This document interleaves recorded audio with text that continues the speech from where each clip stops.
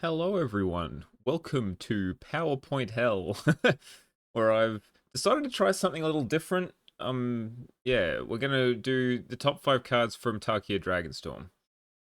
So, yeah, look at this cool art.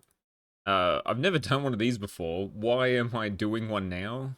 Uh, well, it's because from my retrospective video, I said I would try different kinds of content, like different kinds of videos, because the more creative ones I feel give me the most reward.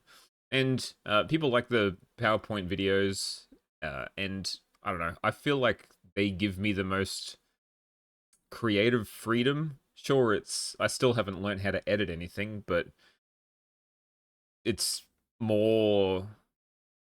It shows I've put more into it than just playing a league, let's say. And yeah, if this ends up being a terrible video, let me know. If it's not something you're after, just, yeah, let me know and I'll never do it again. All right, so we're gonna go straight into the top 5. No messing around. We're just gonna run through top 5 cards I think are good from Dragonstorm, right? So the big camel. The big camel is number 5. So Salt Red Pack Beast. 6 mana, 4/3, cost 1 less for each creature you control, and when it enters, draw a card. So it's literally just a big creature that cantrips, which White's got a couple of these. Like the closest existing card is Search Party Captain. Although it got reduced when creatures attacked, this one the creatures don't even have to attack, which I think is pretty cool. It's pretty much just like a bigger Search Party Captain. It's literally better in every way. The only difference is that it costs a little more, but sometimes you just don't want to attack in with all your Thraben Inspectors, or Inspectors, I guess, and Core Skyfishes. So the fact that they can just sit there and then this can just be a 1-drop on turn, I don't know, 3 or 4. No, it won't be. Maybe turn 4. It seems pretty decent. So I can see this card maybe replacing Militia Bugler in White Weenie, because it's this just drawing card. Like, Bugler's fine, but this could possibly cost less than 3. It has a better stat line, and also, like, it literally just draws a card. Bugle was fine for, like, digging for specific cards when you needed to, but most of the time the specific cards you need aren't the creature cards. Sometimes you want Prismatic Strands, sometimes you want Battle Screech. And that card just, Bugler just disappears past those cards. So I can see this, like, replacing Bugler. It could also, like, introduce a new kind of white aggro deck. Ones where they just try to, like, play a lot of Inspectors at the start and then just play, like, big bulky threats to try to punch through. Because, yeah, Martyr's Soul needs a bit of help. And yeah, I think it's pretty cool. And I think that's enough for the camel. So let's move on to number 4. Number 4, we have a cycle of cards that I think people have wanted for a while, and that is the Tri-Land. Here we have Mystic Monastery. I'm still not used to this templating. It just says this land in its taps. It looks not real, but anyway. So we're finally getting the tap Tri-Lands.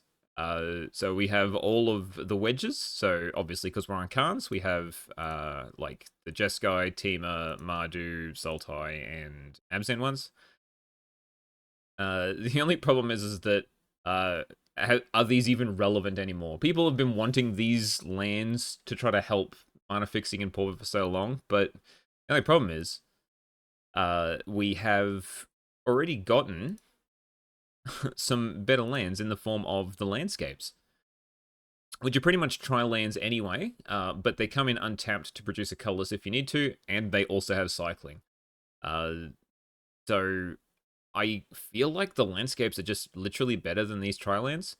I'm not entirely sure, but the only other main thing is that the most common 3-color type currently is Jund, so I put Twisted Landscape here. So, in the fact that we don't have a Jund Tri-land means we don't actually know if these will see any play, because I could see some people trying these in the Jund either Wildfire or Brood Scale decks just to see how they'd work, and then they might trickle back out, but at least it'd be worth a shot to have them in there. But in saying that, most of the red decks would prefer just having Wildfire. So the reason I chose Monastery as the card to show off is because, like, Jeskai Wildfire is a thing. except for the fact that you'd be running bridges in which now you need artifact lands for cleansing wildfire, and then you don't have the room. You need the basics to search for this, and then you don't have the room for Monastery to actually work. I mean, some of them run like the landscapes, but I feel like the landscapes are just better. So, unsure if these will pay off, but hey, it's nice that we have them in Pauper now. Oop, can't even draw a card. These both draw cards. Yeah, see? Number 3, the Green Dragon. So this is Sagu Wildling. It's a 5 mana 3/3 flyer when it enters gain 3 life. It also has this Rusik thing. It has one thing about it that I think is pretty interesting, which is it does not search for a basic. It searches for just any land card. So this is actually just a strictly better Sylvan Scrying. Which, this card's like a staple in Pioneer because it searches for Lotus. So I'd hate to see what this card actually does in Pioneer and possibly even like Legacy, because they have what Wasteland in that format plus other busted lands. In Pauper, like a 3/3 flyer 4/5 is pretty okay. It's better than a Lay of the Land. So the fact that it can be either is actually pretty relevant. And it may make just these 2 cards. So these are the 2 cards currently in Pauper that can search for any land. This one costs 3 mana in total to do, and this one requires you to sacrifice a land. Crop Rotation still, I think, has its own niche, because you can... It comes at an instant speed. Like, it's very good at getting a Bajuka Bog at instant speed for, say, Cycle Storm or something. But, yeah, it may just... Well, map you can cast off a Urza land, which we will get to now. But, yeah, it could possibly just make both of these cards redundant. So obviously the most obvious place to play this card is in Tron, right? So, yeah, Monstertron probably because it's a monster, and Monstertron's usually just red-green. Could replace like Boulder Branch Golem, even though it doesn't gain you enough life, but the fact that it's like 2 different cards is pretty handy. It could also see play with Gates, because it can search for... So it's sort of better than Gate Creeper Vine. Sure, it doesn't leave a body in play, but I feel like the potential of having a 5 mana 3/3 flyer is better than just having a 0/2 blocker that doesn't really do too much. They can search for a Basilisk Gate. I think that's pretty fine. I didn't dig deep into the annals of Pauper history to figure out what other like lands you could want to search up for with this. Like, I've put Bajuka Bog and Simic Growth Chamber. You can also do like things you do with Expedition Map, right? Like get a cycle land. We could add a Tranquil Thicket down here. But yeah, I didn't think... I don't know. There's possibilities here that I think it's interesting enough. That's why I put it at number 3. If it'll probably see, like, people will be playing Monstertron for a bit with this. If it actually ends up being good or not, I'm not entirely sure. But hey, it's a card to look out for. All right, number 2. The removal spell. If I had capital letters, I would, like, this would be in capitals and the rest would be in lowercase. Because we have Caustic Exhale. It's a 1 mana, instant speed, neg 3 in black. So this is like the Black Lightning Bolt, right? This is literally like the new best black removal spell in the format, just because it costs 1 mana. So, like, it makes, like, it's Ulcerate, which wasn't uncommon, but better, because you don't have to lose 3 life. It's literally just better Disfigure, so poor Disfigure and Ulcerate are now pretty much irrelevant. It also, like, lets you kill 2 toughness creatures on turn 1, which Defile can't. Well, 3 toughness creatures on turn 1, right? So pretty much, I feel like some decks used to run Disfigure as an instant speed way to kill like fairies, and like mono black decks ran Defile as a very good way to have like a 1 mana removal spell that could kill like Brood Scale on turn 2 if you needed to for 1 mana.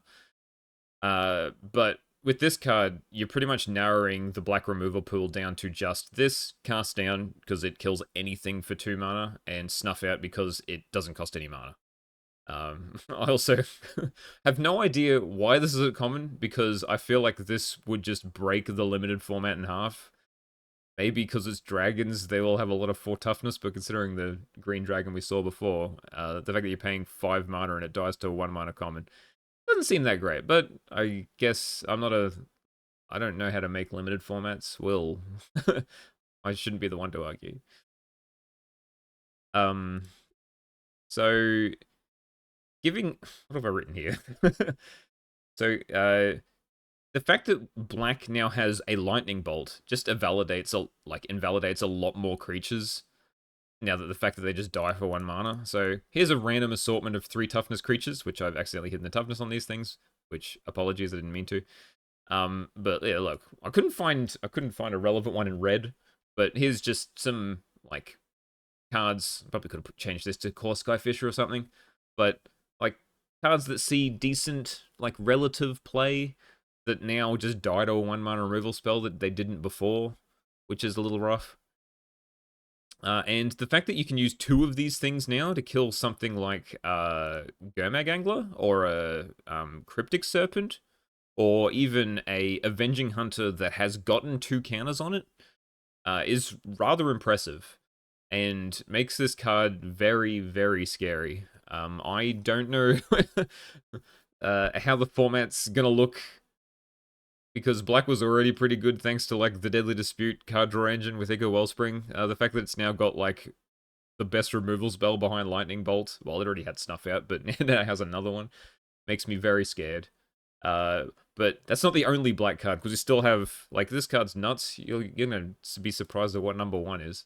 The number 1 is the Broken Devotee. So there's a cycle of devotees, right? But the black one seems to have something wrong with it.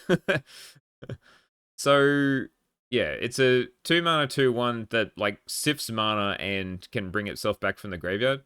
But if you compare it to all the other devotees, it for some reason doesn't have this activate only once each turn rider, and I'm not entirely sure why. And also they must have broken something, because it adds 2 green mana instead of all the rest that only add 1. So this literally just makes infinite mana on turn 2. I mean, surely there's something wrong here. Yeah, yeah, it's like people don't like infinite mana on turn 3 thanks to Broodscale, but this literally just does that on turn 2 with 1 card. I feel like this has to be a design mistake. This just has to have like passed the printer accidentally, and I expect it to get errated. The fact that it hasn't been like pre-errated before the pre-release is rather interesting to me, because won't this just break limited again? You get infinite Abzan colored mana on turn 2, sorry. I don't know. I really have no idea what's going on here.